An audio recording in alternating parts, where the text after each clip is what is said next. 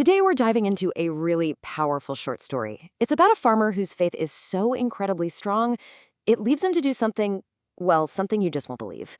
Let's break down A Letter to God. And right off the bat, the story hits us with this huge question. They say faith can move mountains, right? But what or who should we really be putting all that faith into? It seems simple on the surface, but trust me, the answer is anything but. So hang on to that thought as we get into it. All right, so let's set the scene and meet our main guy, a farmer named Lencho. His simple world is about to be turned completely upside down.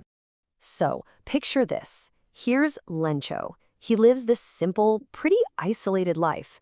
His house is the only house in the entire valley. And his whole world, his family's entire future, is tied up in this one single field of ripe corn. He knows this land like the back of his hand.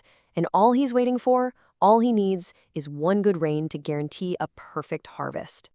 So, to break it down, who is this guy, Lencho?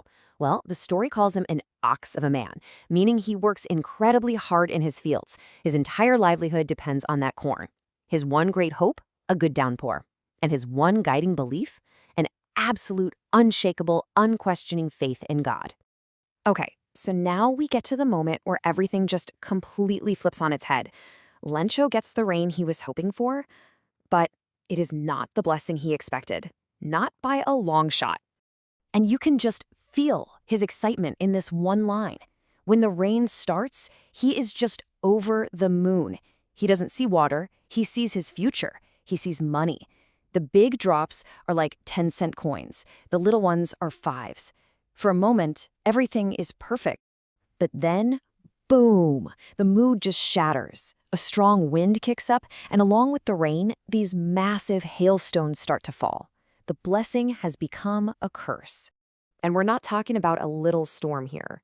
The devastation is just total.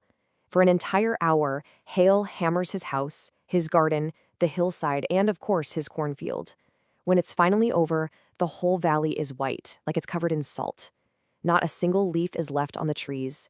The corn is completely destroyed. You can just imagine him standing in the middle of his ruined field with his sons. His despair is absolute. All that hard work, gone in an hour. They're facing a year with no food. But here's the crazy part. Even with everything gone, Lencho's faith doesn't waver, not for a second. In fact, it leads him to this radical, almost unbelievable idea. He decides he's going to write a letter. And get this, it's not some vague prayer. He literally sits down and writes a direct, almost business-like letter to God. He explains the whole situation with the hailstorm and makes a very specific request. He needs 100 pesos to plant a new crop and to feed his family until it's ready. He seals it, addresses it simply to God, and takes it to town to mail it. So, Lencho's letter is in the mail. Now, the story pivots, and we follow that letter to the post office, where, as you can imagine, it causes quite a commotion. At first, the postman who finds it just bursts out laughing. I mean, a letter addressed to God? But his boss, the postmaster, he sees it differently. After a moment, he gets serious. He's just moved. He's in awe of this man's incredible, pure faith. And he says he wishes he had faith like that. So this postmaster gets this brilliant, noble idea. He thinks, no way am I going to let this man's faith be broken. He decides to answer the letter himself. He gives a chunk of his own salary, and he gets his employees and some friends to chip in as an act of charity. Now, he can't get the full 100 pesos, but he manages to collect a little more than half. He puts the money in an envelope and signs the letter with a single word, God.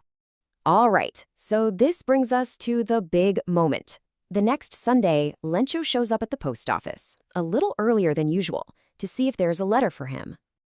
And you can just picture it. The postmaster is peeking out from his office, feeling pretty good about himself, right? He's done this amazing, kind thing. He's watching as the postman hands Lencho the letter, fully expecting to see this look of joy, relief, maybe even tears of gratitude on the farmer's face. But here's the thing. Lencho gets the letter and shows zero surprise. None. Not even a little bit. That's how certain he was that God would come through for him. For him, receiving a letter with money from God wasn't a miracle. It was just the expected outcome. His confidence is just breathtaking. Okay, hold on, because this is where the story takes a turn you will not see coming. That moment of expected gratitude, yeah, it turns into something else entirely. He rips open the envelope, counts the cash, and gets furious. Now, you're probably thinking, angry. Why on earth would he be angry? He just got money from God. So he storms back to the counter, grabs paper and ink, and writes another letter.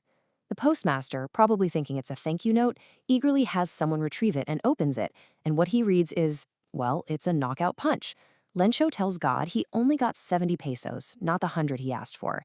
And since God doesn't make mistakes, he's sure the post office employees must have stolen the rest. He asks God to send the other 30 pesos, but please, please don't send it through the mail, because those guys are a bunch of crooks. Yeah, that ending is a total gut punch. And to really get why it's so powerful, we have to talk about something called irony. So, what's irony?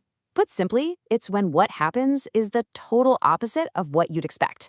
It's that gap between how things seem and how they really are. And this story, it's a masterclass in using it.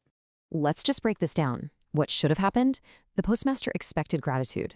What actually happened, he got accused of being a thief. The irony is just heartbreaking. The very people who performed this selfless act of kindness are the ones who get blamed.